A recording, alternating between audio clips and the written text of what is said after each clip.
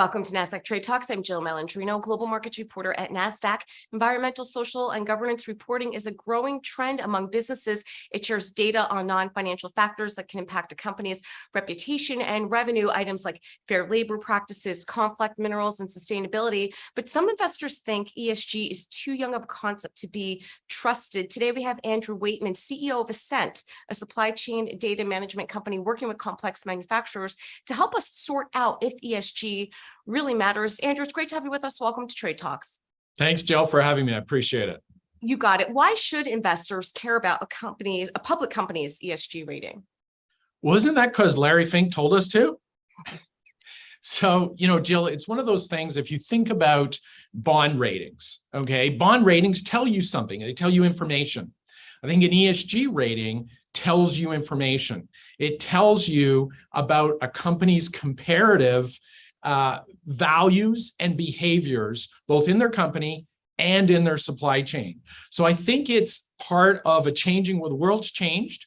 People are caring about the environment more, sustainability more, climate change, human rights, and equity. These are really big topics for most of the world. And I think today, ESG is that term that we're all using to organize how we share that information and compare companies on these topics. Some investors see ESG ratings as disingenuous greenwashing. How would you counter this argument? So look, it's an ambiguous term. So I think there's some fairness in that narrative, but it's incomplete. So I think what it is we're nascent in this industry, and there's a lot of work being done about setting standards. The International Accounting Standards Boards is working now with the International Standard Setting Board to set appropriate standards in this area. It is an ambiguous term, and it means a lot of things to a lot of people. When Larry Fink was telling everybody they should be focused more on ESG, he was very much focused on climate and particularly carbon and the reduction in the efforts that companies were doing to reduce carbon.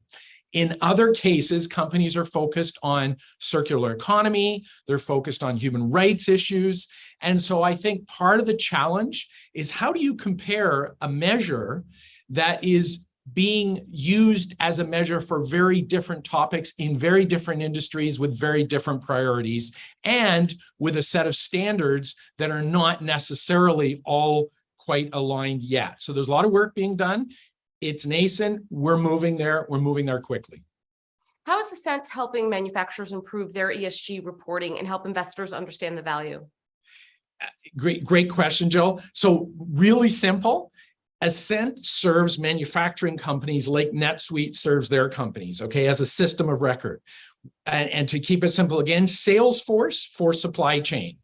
So what we do is we help the manufacturing industry basically detect, diagnose, and dialogue with their supply chain to get a baseline of where things are at on climate, on human rights, and on a variety of other topics that are important to the manufacturing company going on in their supply chain.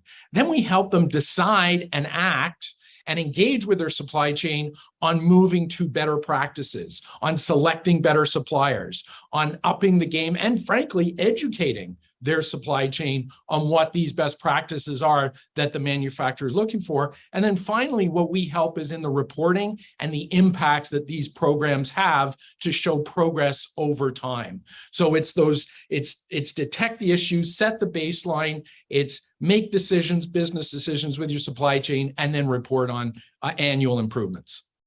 And finally, Andrew, how have Assent customers responded to a demand for increased transparency into their supply chains? Do you think this demand is growing among manufacturers? Jill, the supply chain, the manufacturers are all over this. There's a lot of new laws. The UFLPA law, which the US just brought in, enacted last year, but now is active in June, which is the Uyghur Forced Labor Prevention Act. Manufacturers writ large are paying attention to this. This affects polysilicon, it affects cotton, it affects all kinds of things.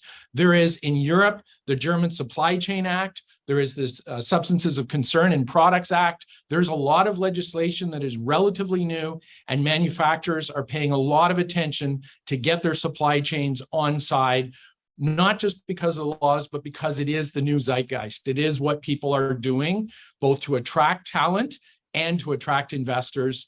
All stakeholders care about these sustainability topics. So interest is really substantial right now. All right, Andrew, we appreciate the insight. Thanks for joining us on Trade Talks. I'm Jill Malandrino, Global Markets Reporter at Nasdaq. Thank you, Jill, for having me. Appreciate it.